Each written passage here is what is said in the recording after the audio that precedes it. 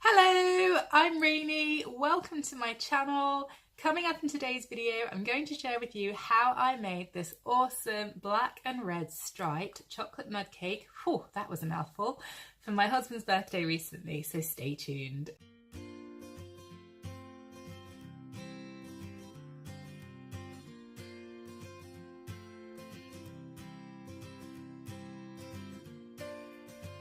If you're new to my channel, then welcome. It's really great to have you here today, and I hope that you'll consider subscribing.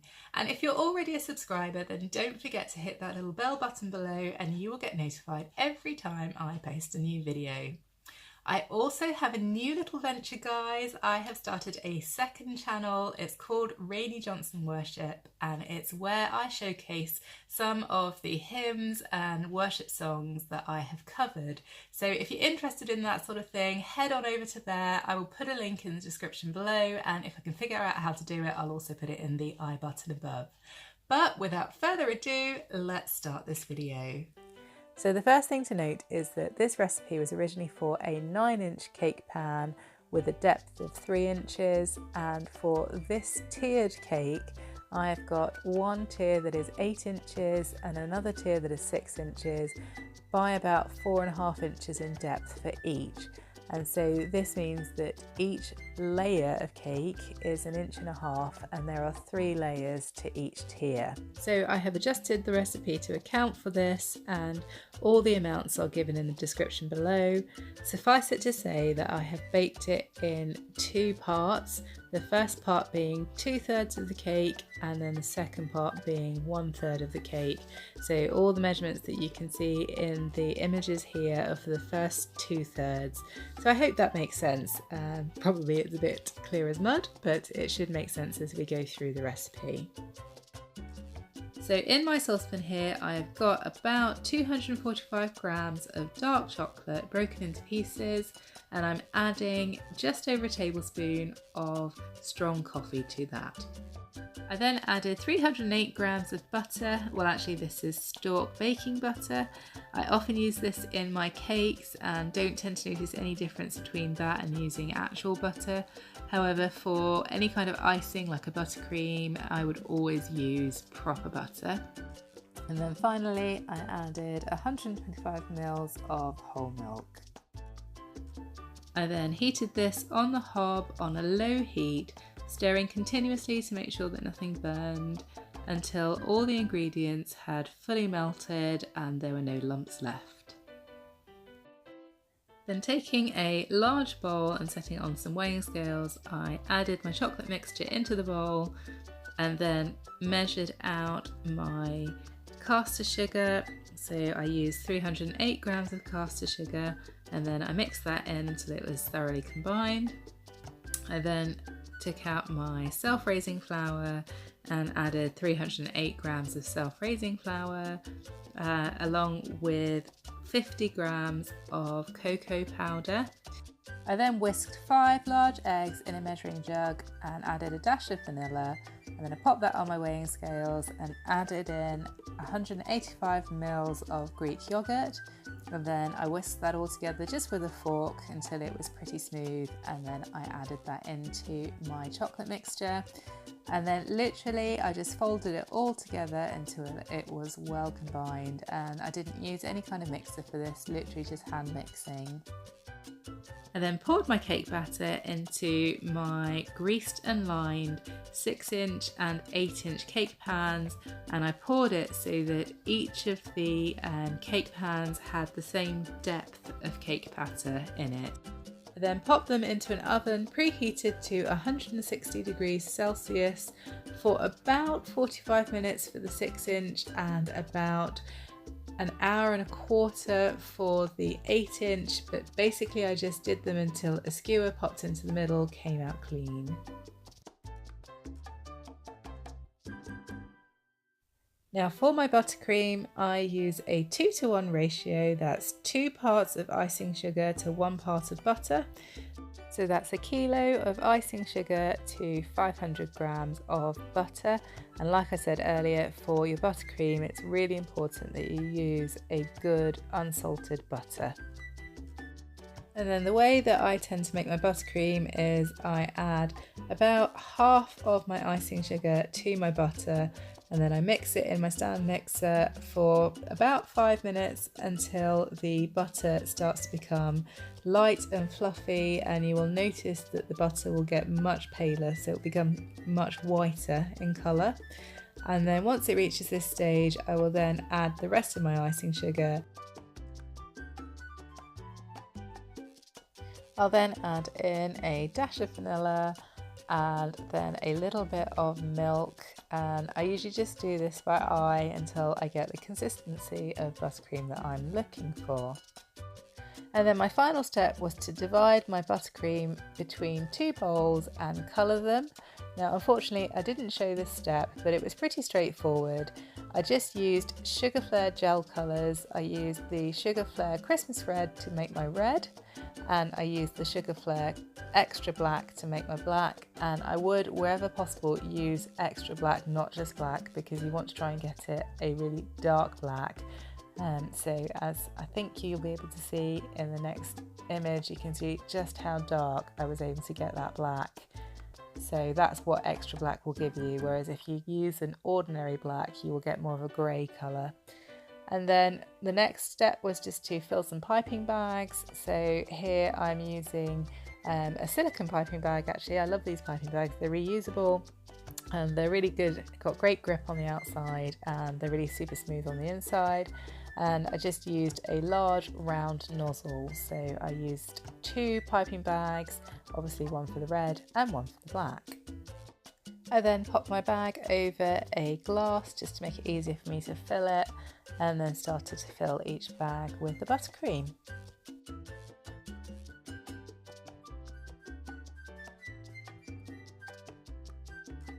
My next step was to start building my cake, so I put a little bit of buttercream onto a cake board so that it would adhere the cake to it, and then I filled each layer with red buttercream because I thought that would look really striking against the chocolate brown of the cake.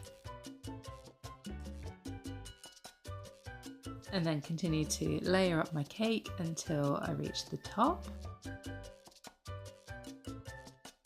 And then once I've put my final piece in place, I went round and just smoothed off all the excess bits of buttercream around the sides of the cake and filled in any gaps with the red before covering it in a final coat of black buttercream. And this was going to form my crumb coat.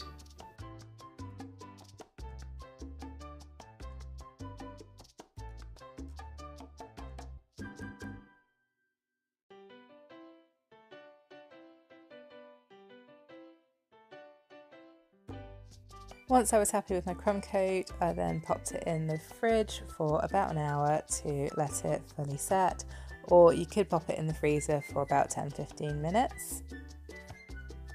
Once my crumb coat had set, I then added a dollop of black icing to the top of my cake and smoothed that out, and then went around just tidied up the edges with my offset spatula, and then began the fun part, which was to build my stripes. So I had 2 different size nozzles because unfortunately I didn't have the same size round nozzle to use for both piping bags.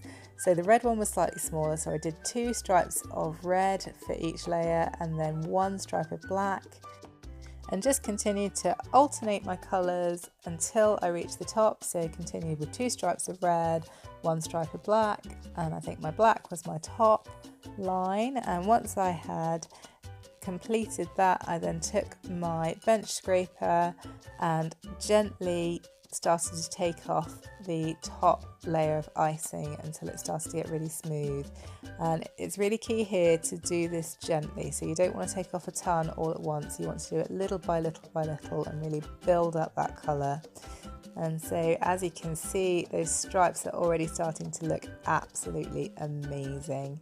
And then once I was happy with it, I tidied up the top a bit more because obviously you get a little bit of a lip, and then just went back around my bench scraper, really just tidying up any rough edges until I was really happy with the finish.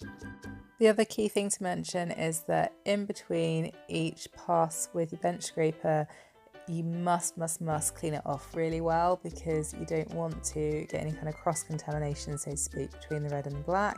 So next was to create a ganache drip. So I made some chocolate ganache, and I've shown that in a previous video, which I'll link in the description above. And I just used a jug this time to create my drips around the cake, and then just smooth that all off into the middle, as you can see. Again, didn't need to be too perfect because I was going to be decorating the top anyway, but as you can see, those drips just add a little bit of something to it. If you wanted to, you could add some black food colouring to the ganache just to make it really pop, but I was quite happy with it looking chocolatey. I then took a 12-inch cake board which I had covered in red fondant, and I also took a little bit of red fondant, watered it down to make like a fondant glue, and used this to glue the bottom tier of my cake to the board. I also placed some cake dowels into the bottom tier to give the cake extra strength, so obviously it wouldn't collapse when I put my second tier on top. Then, using a star tip, I piped a decorative border around the bottom of each tier to hide the cake board and just make it look finished. And then, using a larger star tip, I piped some big rosette type decorations on the top of my cake to just start to make it look really pretty.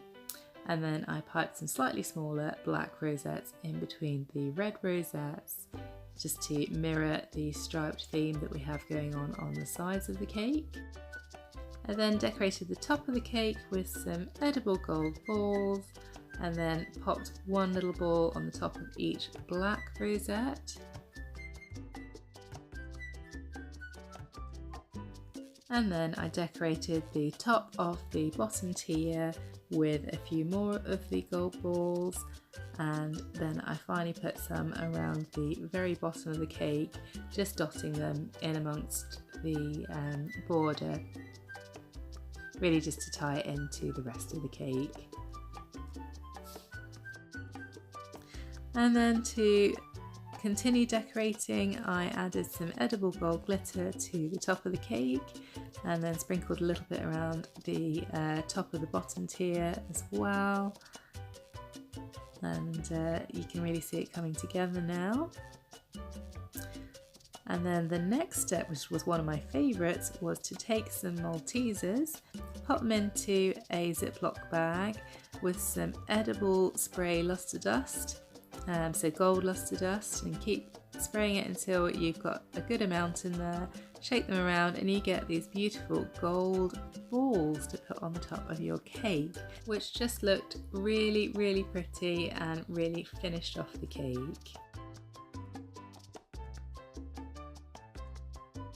And then my absolute finishing touch was to add a little message to my husband and pop some candles on the top. I'm sure he won't thank me for putting his age on YouTube. And here he was blowing out his candles. He's really pleased with it. And there you go, that was the inside of the cake. So you can see that beautiful red against the chocolate, really just popped. And this was the cake in all its final glory. So I was super pleased with it. Just think it looks absolutely stunning.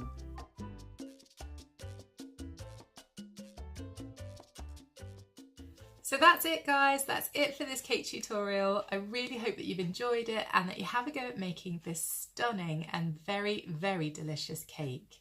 And if you do, don't forget to let me know what you thought in the comments below. And if you take pictures of your creations, then you can share them with me on Instagram.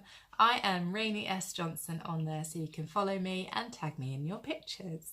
And I would love to see them. So yeah, that would be amazing.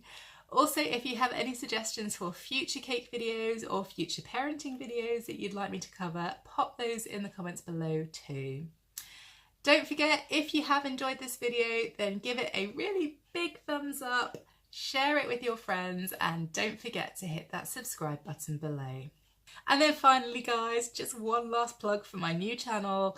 If you like worship music, if you like hymns, then pop along to Rainey Johnson Worship and you can see some of the covers that I've done there. And like I said before, it's in the description below. So that really is it, guys. Thank you so much for watching, and I will see you in the next one. Bye!